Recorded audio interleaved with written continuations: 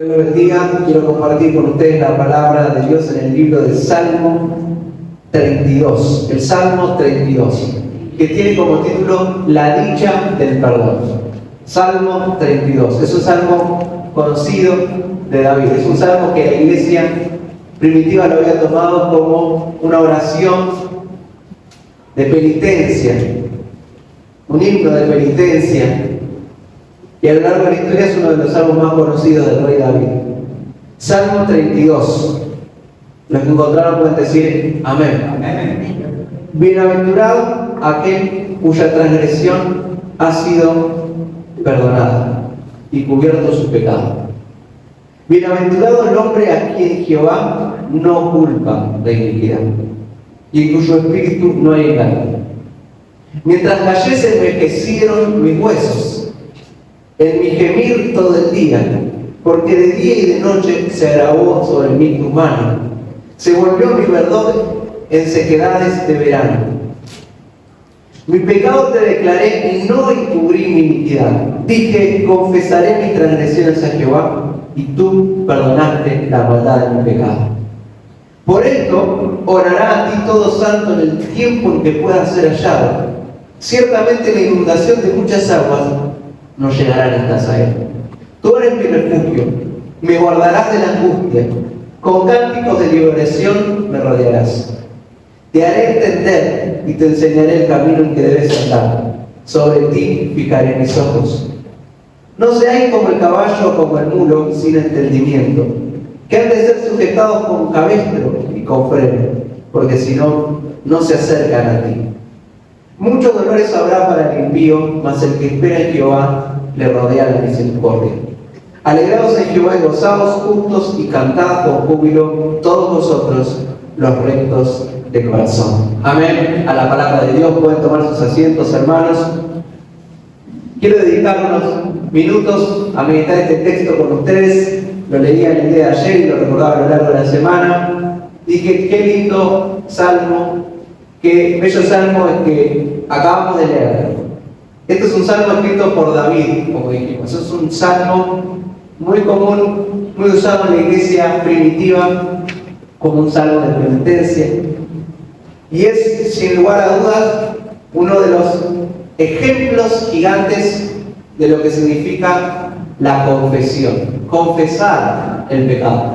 Hay otro salmo muy famoso respecto a la confesión, que es el Salmo 51, que también lo escribió el rey David, respecto a la confesión, que tiene varios, podríamos decir, varias frases conocidas, que seguro usted lo habrá leído, que dice, contra ti he pecado, y he hecho lo malo delante de tus ojos. ¿Sí? Devuélveme el gozo de la salvación y espíritu noble me sustente, también dice en otra parte. No quites de mí tu santo espíritu. Ese es el Salmo 51. Ahora, ¿por qué David escribe estos salmos? Creo que habíamos hablado hace poco del pecado de David, en el libro de 2 de Samuel capítulo 11. David y Betsabé, dice el título de la Reina Valera, 1960. David y Betsabé. ¿Quién era Betsabé? Era una mujer casada. David comete adulterio, siendo rey, haciendo abuso de su autoridad. Y no solo eso, comete homicidio, para encubrir su pecado. Un hombre que según la Biblia, en 1 Samuel 15, era un hombre conforme al corazón de Dios. ¿Sí? Jehová ha encontrado un hombre conforme a su corazón, dice la palabra. Que Jehová no mira lo que mira el hombre. No mires a lo parecer ni a lo alto de su estatura. Porque David no era una persona físicamente destacable. Era un niño, era un joven. En contraste con Saúl, que era un hombre alto. Que el hombro de Saúl sobresalía sobre el hombro de sus semejantes, de sus hermanos. Si usted lee en el libro de 1 de Samuel, así lo relata. David era un jovencito, un pastor de ovejas. Dios lo llama porque veía en él un corazón conforme a la voluntad de Dios. Sin embargo, un hombre conforme al corazón de Dios comete un pecado terrible. Y llega la amonestación de parte de Dios, de Natán, en 2 Samuel 12, que seguro usted la conoce, con esa parábola que le dice que había un hombre que tenía un corderito y que vino otro que era mucho más rico y que se lo quitó. ¿Y qué dijo David? David le dijo que ese hombre merecía la pena de muerte y que debía devolver lo que él tomó cuadruplicado. Usted lee ese texto. David emite una sentencia de muerte y Natán le dice: tú eres ese hombre. Entonces es ahí cuando Dios le dice a través de Natán: así dice el Señor, te saqué de lo más humilde y te puse como rey de Israel. Te di todo, absolutamente todo. Y si hubiera querido otra cosa, te lo hubiera dado, dice la palabra. Pero no, pecaste, desobedeciste, te alejaste de mi ley. Podemos leer ahí en 2 Samuel capítulo 12. ¿Cuál fue la sentencia? 2 Samuel capítulo 12, versículo 5. Se encendió el furor de David en gran manera contra aquel hombre y dijo a Natán: vive Jehová, que el que tal hizo es digno de muerte. Emite David una sentencia: el que tal hizo es digno de muerte. Y debe pagar la cordera con 4 tantos, porque hizo tal cosa y no tuvo misericordia. Otro día leí este texto. ¿Sabe usted? David mató a Urías, mandó a matar a Urías. Ahora, ¿cuántos hijos de David murieron? 4. Por la sentencia que él emitió. Dijo, acá, si usted lee el texto, dice: vive Jehová, que el que tal hizo es digno de muerte y debe pagar la cordera con 4 tantos. David tuvo que ver la muerte de sus 4 hijos: el hijo de Betsabé, Absalón, Amón, y me falta el que muere, Adonías, creo que se llama, en el libro de Primera de Reyes.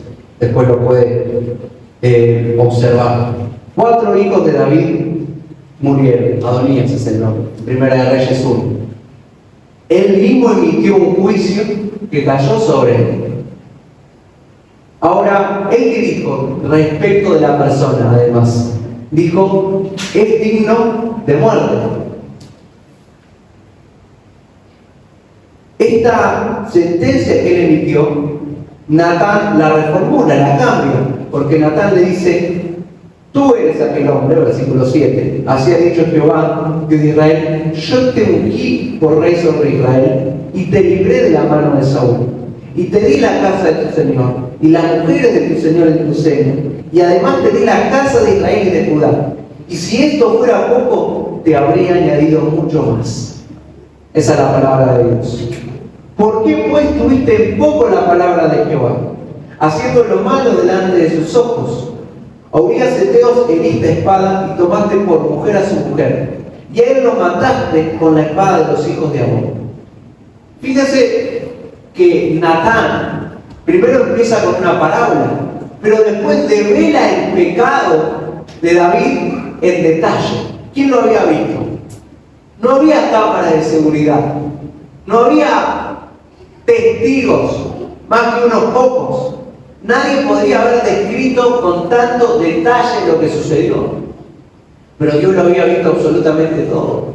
Y el profeta llevaba el detalle del pecado de David. El profeta detalla los pecados que David había cometido, y David es culpable. Ante semejante acusación, con tanto nivel de detalle y con tanta evidencia en su contra, uno debiera sentirse abrumado. ¿No es así? Ahora, ¿qué le dice? Por lo cual, ahora no se apartará jamás de tu casa la espada. Eso pasa a partir de ahora en el libro de 2 de Samuel 13 en adelante. Una serie de desgracias y de tragedias ocurren en la familia de David. Rebelión entre los hermanos, una hija de David es violada, hay muerte de un hijo de David, hay una rebelión de Absalón contra David. David tiene que ir al exilio, todo consecuencia de su pecado. La espada no se apartaría de la casa de David. Por cuanto me menospreciaste y tomaste la mujer de Urías Eteo para que fuese tu mujer. Así ha dicho Jehová: he aquí, yo haré levantar el mal sobre ti de tu misma casa, y tomaré tu mujer delante de tus ojos, y la daré a tu prójimo, el cual yacerá con tus mujeres a la vista del sol. Porque tú lo hiciste en secreto. Mas yo haré esto delante de todo Israel y a pleno sol. Entonces dijo David a Natán: pequé contra Jehová. Y Natán dijo a David: también Jehová ha remitido tu pecado, no morirás. Y este es, sin duda, el núcleo de este mensaje, de este texto. Hay evidencia abrumadora en contra de David. Él es un adúltero. Y además de ser un adúltero, es un asesino. Ahora, cuando llega a dictarse la sentencia, que es justo lo que hablábamos hoy, ¿no? Dios es un juez. La sentencia es: no vas a morir. ¿Por qué? Es aquí donde el punto más dramático de la trama, vemos que la sentencia es: no vas a morir. Y este texto es oportuno porque hace no mucho ha habido casos mediáticos, ¿no? de juicios contra personas que han tenido un gran castigo social. Es decir, más allá de la emisión de un veredicto por parte de un juez, la sociedad ya los había condenado. Por ejemplo, el caso de estos jóvenes que mataron a otro joven en una pelea después de una noche, allá en la costa. Entonces la sociedad ya te había dicho: culpable, son todos culpables, todos merecen perpetua. Sepamos nosotros o no, como escuchábamos hoy, de leyes, porque la sociedad no sabe de leyes, no sabe cuáles son las condenas, pero esos jóvenes ya habían recibido una condena social. Ahora imagínense que un día llega el juez, que el juez, en realidad lo que pasó estaba relacionado con lo que la sociedad esperaba, una condena dura, estricta. Ahora, ¿qué pasaba si llegaba el juez ese día y decía: se ha definido tu condena, o la condena de ustedes? Y era una condena débil. O podríamos decir una condena flexible, un par de años de cárcel nomás. Acá la condena que se esperaba para David era la muerte. Por lo que hiciste, David, vas a morir. Pero la condena fue mucho más flexible, aparentemente. Porque Dios le dice: no vas a morir. Va a morir, en este caso, ese hijo que estaba esperando consecuencias de tu pecado. Van a haber consecuencias por tu pecado. Pero la ley de Dios, un adúltero merecía la muerte, un asesino merecía la muerte, y Dios le dice: no vas a morir. Qué excepción para quien está leyendo este texto y ve por qué Dios es tan flexible para con el pecado de David. No sé si alguna vez se lo preguntó, y es lo que decía hoy nuestro hermano Ismael. David tenía un juez que estaba por emitir un veredicto, pero David también tenía un abogado. Dios mismo iba a defender la causa de David. Pero en este caso, ante el banquillo de los acusados, está David parado. Estuvimos hablando en la apertura acerca del abogado. Pero hay algo muy importante que tiene que admitir el que está condenado, que es culpable. Soy culpable. ¿Cuál es el punto de inflexión de este texto? David dice: he pecado. David no oculta su pecado. David no dice: yo no fui. No trata de justificarse. David dice: he pecado. Admite que él cometió un pecado. Y no cualquier pecado, un pecado atroz. Un pecado que En estos tiempos, en cualquier tiempo, le hubiera valido la condena social. Porque hace abuso de su autoridad, porque comete asesinato, porque comete adulterio, porque le quita el que tiene poco, él teniendo todo por avaricia. Un pecado terrible, pero David dice, he pecado. Y ese pecado, esa confesión de pecado es sincera. Es sincera.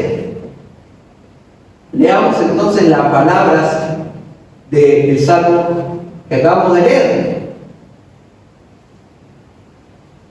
El Salmo 32. ¿Qué le dijo Dios a David? Va a venir consecuencias, el pecado trae consecuencias, pero no vas a morir. Hay gracia para vos, David. David escribe, bienaventurado aquel cuya transgresión ha sido perdonada y cubierto su pecado. Bienaventurado el hombre a quien Jehová no culpa de iniquidad. David es culpable, pero Dios no lo culpa por su pecado. Y él dice, bienaventurado soy yo, porque siendo culpable, mi culpa ha sido perdonada. Bienaventurado soy yo, porque si bien soy hacedor de iniquidad, Jehová no me culpa, Dios no me culpa. David no entiende quizás cómo funciona la economía de la gracia y no sabe acerca de Cristo y cómo sus pecados son de alguna forma maravillosa perdonados. Pero él dice, no es poca cosa el hombre que recibe el perdón de Dios y al hombre a quien Dios lo absuelve de pecado es bienaventurado. Y pongamos el ejemplo de esto, cuántos juicios, como decía, mediáticos, sociales que han habido en estos tiempos. Imagínense que el juez de alguna manera diga, son absueltos. Habría una indignación social, son absueltos. Pero ¿qué alegría sentiría quien realmente está arrepentido del crimen que cometió al escuchar la palabra, sos absuelto? No vas a ser condenado, no te culpo. Como cuando Jesús le dice a la mujer adúltera, ¿nadie te condenó? No, Señor, se fueron todos, ni yo te condeno. Esa era la palabra importante. Lo que el juez iba a decir, yo, mujer, no te condeno. Gloria a Dios. Y me gustaba la versión de la NTV para este texto. Ahí no se ve si podés proyectarla. Estos mismos dos versículos en la NTV dice: ¡qué alegría para aquellos a quienes se les perdona la desobediencia, a quienes se les cubre su pecado! Sí, qué alegría para aquellos a quienes el Señor le borró la culpa de su cuenta, los que llevan una vida de total transparencia. ¡Qué alegría para nosotros que estuvimos sentados en el banquillo de los acusados y que todos los que estamos aquí sabemos que hemos transgredido la ley de Dios y que somos culpables y que la sentencia debiera ser dura contra nosotros? La muerte, el infierno, la condenación. Sin embargo, las palabras de Dios hacia nosotros es: no te condeno, te perdono, te doy una segunda oportunidad. Y esa palabra, esa absolución de Dios, es hasta para el peor de los pecadores, que viene arrepentido a Dios, quien admite su pecado.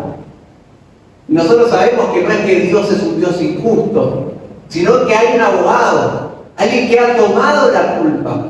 Dios no dejó de ser justo, eso lo hemos hablado tantas veces. Pero en este caso no nos estamos enfocando en sí mismo en la justificación, ni en el abogado, sino en la alegría que siente aquella persona que sabe que es culpable, que sabe que merece la muerte y la condenación y el desprecio de Dios, y sin embargo escucha las palabras: no morirás, no te condeno, te libero, te absuelvo, sos libre. Y esa alegría tiene que estar en nuestros corazones en el día de hoy, porque éramos culpables, porque éramos destinatarios, receptores de la ira de Dios contra nosotros. Y sin embargo, se leyó la condena y la condena fue inocente. Inocente. Estás absuelto. Sos hijo de Dios.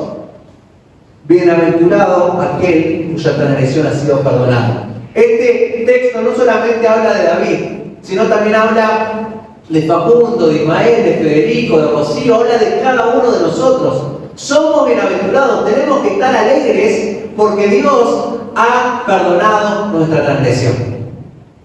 Tenemos que estar alegres porque Dios no nos culpa, porque Dios no nos condena. Justificados pues por la fe, tenemos paz para con Dios por medio de nuestro Señor Jesucristo. Amén. Así que gocémonos, alegrémonos porque nuestro pecado ha sido perdonado. Pero ¿qué es importante? La confesión. Eso dijimos. Si hay algo que nos tenemos que llevar en el día de hoy, ¿qué es importante? Confesar nuestro pecado. Porque para el que confiesa hay perdón. Miren lo que dice David. Mientras callé, se envejecieron mis huesos en mi gemir todo el día. Hubo un lapso de tiempo entre 2 de Samuel 11 y 2 de Samuel 12 en el que David había cometido asesinato y había cometido adulterio. ¿Y qué dijo dentro de sí? Nadie se dio cuenta. Yo soy el rey. Quedó todo encubierto. No dejé evidencia de mi pecado.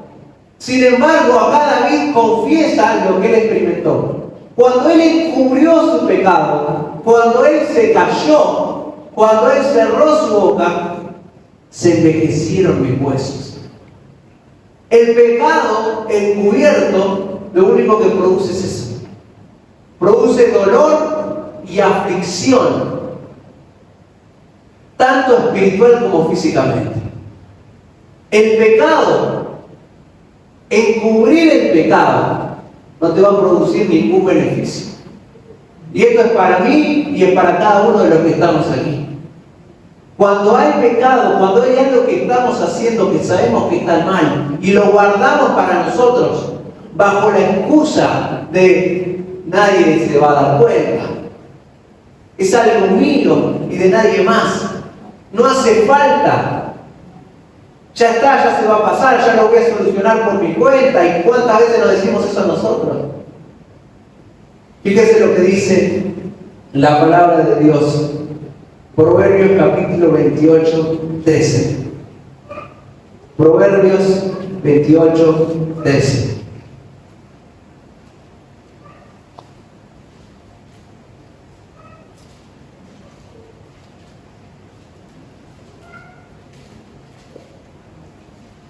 El que encubre sus pecados no prosperará, mas el que los confiesa y se aparta alcanza misericordia.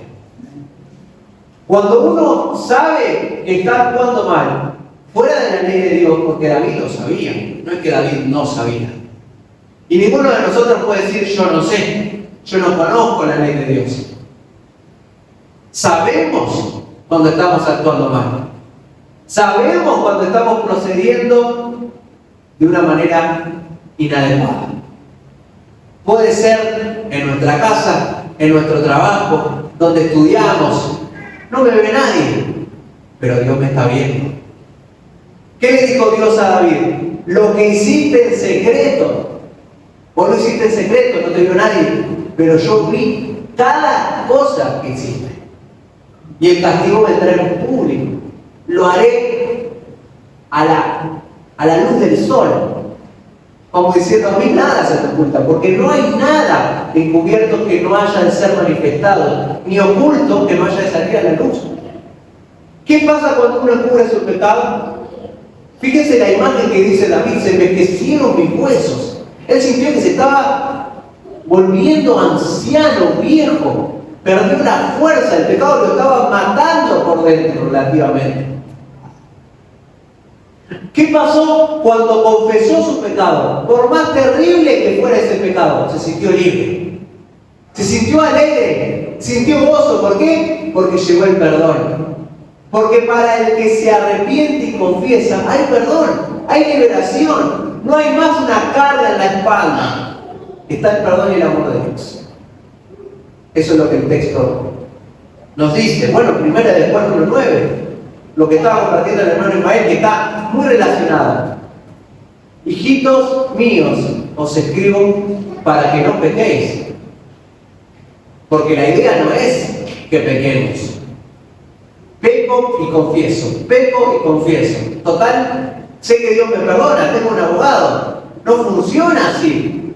Estas cosas os escribo para que no pequéis, para que reduzcan, para que el pecado no sea un hábito en su vida. Y si alguno hubiere pecado, no lo oculte a su pecado. Porque cuando uno oculta su pecado, envejecen nuestros huesos. Repercute en tu cuerpo, en tu salud, en tu mente, en tu alma, en tu espíritu, en tu relación con Dios. Gloria a Dios. Si pecaste, vení delante de Dios. Si alguno hubiera pecado, abogado tenemos para con el Padre. Hay alguien que te va a defender. ¿Sí? Primera de Juan 1:9. Si alguno dice que no tiene pecado, le decimos a Dios mentiroso. Y la verdad no está en nosotros. Pero si confesamos nuestros pecados, Él es fiel y justo para perdonar nuestros pecados y limpiarnos de toda maldad. Volvemos al Salmo. ¿Qué dice Él? Cuando callé, ¿qué pasó cuando encubrió su pecado? Se envejecieron mis huesos. De día y de noche se agravó sobre mí tu mano. David no soportaba la abrumadora realidad de que no lo había visto nadie, pero Dios sí lo había visto. Nadie le dijo nada. Joab vio. Joab se dio cuenta de lo que le estaba pidiendo David. Porque le dijo, vení, llevalo a este joven, a Urias, al frente de la batalla. Que Joab no se dio cuenta de lo que David le estaba pidiendo. Pero como era el rey, Joab no le dijo nada. Sí, rey, le dijo. ¿Por qué? Porque era David. Nadie le iba a decir nada. Pero viene un hombre llamado Natán, se para enfrente del rey y no tiene temor de decirle al rey, pecaste, aunque eso le costara la vida. Porque nadie lo había visto, pero Dios lo había visto. Mi pecado te declaré, dice David. Es una liberación. Me siento libre. ¿Y qué pasó? ¿Qué más hizo? No encubrí mi iniquidad. Dije, confesaré mis transgresiones a Jehová, y tú perdonaste la maldad de mi pecado. Qué difícil o qué pesado, cómo agobia al alma, al espíritu y al cuerpo físico llevar la pesada carga del pecado y de la culpa, esa abrumadora sensación de que estamos haciendo las cosas mal y que sabemos que estamos haciendo las cosas mal. En lo que fuere, sea un pecado grande, chico, más o menos grave. ¿Por qué llevar una carga cuando podríamos estar livianos? Cuando podríamos tener la tranquilidad de que estamos en paz para con Dios. Gloria a Dios. Decir, fíjese lo que dice el texto en el versículo 2.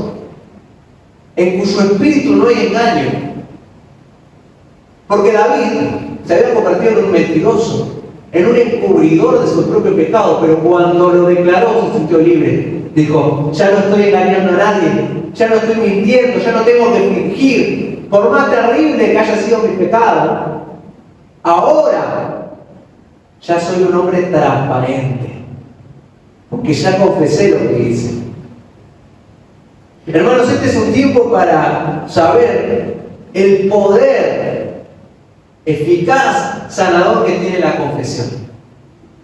Venir delante de Dios, o si lo consideramos necesario, venir delante de un hermano en la fe, en quien podamos confiar, un ministro, un pastor, y decirle, hermano, esto está mal en mi vida.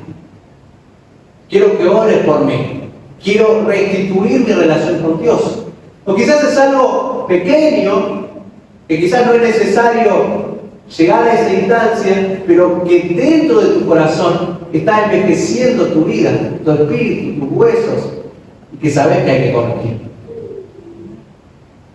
Probemos el remedio eficiente de la confesión. De venir y decirle delante del Señor: Señor, no es más así, estoy pecando.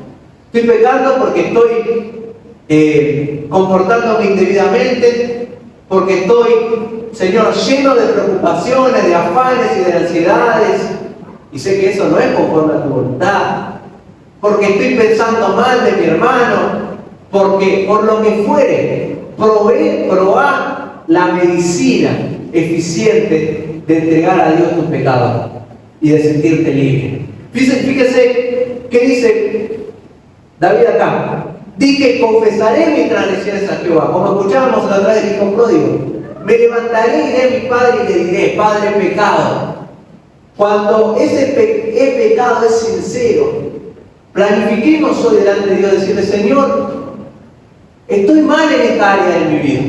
Quiero entregarte, quiero quitarme esta mochila, la mochila de la culpa que siento, porque no estoy haciendo cosas que debería hacer, o estoy haciendo cosas que no debería hacer.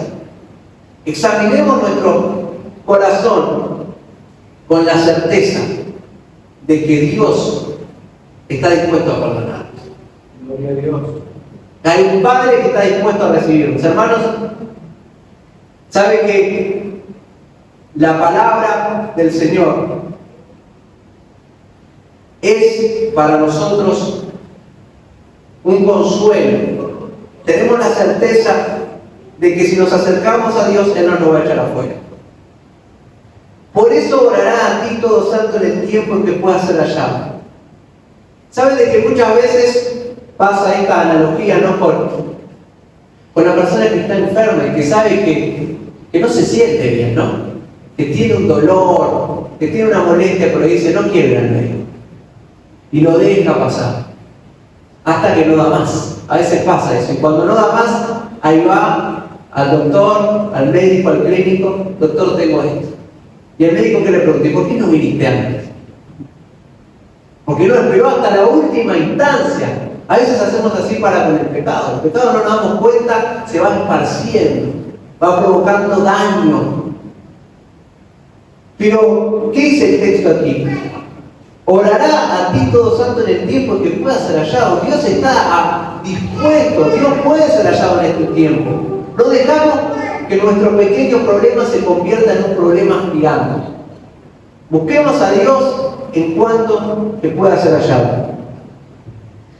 Terminamos leyendo aquí el versículo 9, me gustaba: no seas como el caballo o como el mulo sin entendimiento, que han de ser sujetados con cabestro y con freno, porque si no, no se acercan a ti. ¿A qué le suena esto? Lo que Dios está diciendo, lo que está diciendo David, y no lo está diciendo en tercera persona, lo está diciendo hablando de sí mismo: no seas terco, no seas necio, no seas testarudo, no seas obstinado, porque David había encubierto su pecado. Tuvo que esperar a que venga Natán con una palabra de juicio para su vida, para agachar la cabeza y arrepentirse. Esta palabra también es para nosotros. No esperes a que Dios venga con una amonestación, con una sacudida, con un llamado, porque después decimos: ¿por qué me pasa esto? Porque en nuestro corazón, porque somos como el caballo, como el mulo, no pensamos, no entendemos. Dice: porque si no, no se acercan a ti. ¿Cuántos que si no vienen a Dios? ¿Vieron cuando agarraban a ese niño fuerte del brazo, el padre lo lleva y lo sacude porque parece que no quiere prestar, no quiere obedecer? Porque se le dijo bien 1, 2, 3 veces y no. Hubo que proceder de una forma más brusca. ¿Cuántas veces somos así delante de Dios? Se nos habla bien, llega la palabra oportuna y no la oímos. ¿Cuántos hemos venido al Señor sacudidos? En forma brusca Dios tuvo que tratar con nosotros. En forma dura, rígida. ¿Por qué? Porque si no, no se acercan a ti. Porque si no, no admitimos. Lamentablemente, ¿cuántos han tenido que venir a Dios con problemas, con enfermedad, con circunstancias? Porque cuando llegó la palabra de amor y de misericordia no la oyeron. El amor y la misericordia van a seguir estando, pero los medios a través de los cuales venimos a veces son medios de dolor. Muchos dolores habrá para el impío, dice el texto. Aquel que ve su pecado y oculta su pecado y quiere aparentar que todo está bien, lo único que va a producirme, lo único que va a producirte, lo único que va a producirnos el pecado es dolor. Mas el que espera en Jehová le rodea la misericordia. Alegraos en Jehová y gozaos juntos y cantad con júbilo todos vosotros los rectos de corazón. Hermanos, no esperemos el día malo para venir delante de Dios. Cada uno de nosotros conocemos nuestra situación. Conocemos esa área en la que estamos falentes.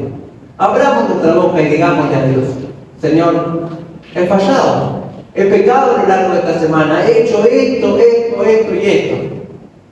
Veamos, y no tengo duda que la palabra de Dios es fidedigna y verdadera. Veamos cómo podemos sentirnos libres a través del poder de la confesión. Amén.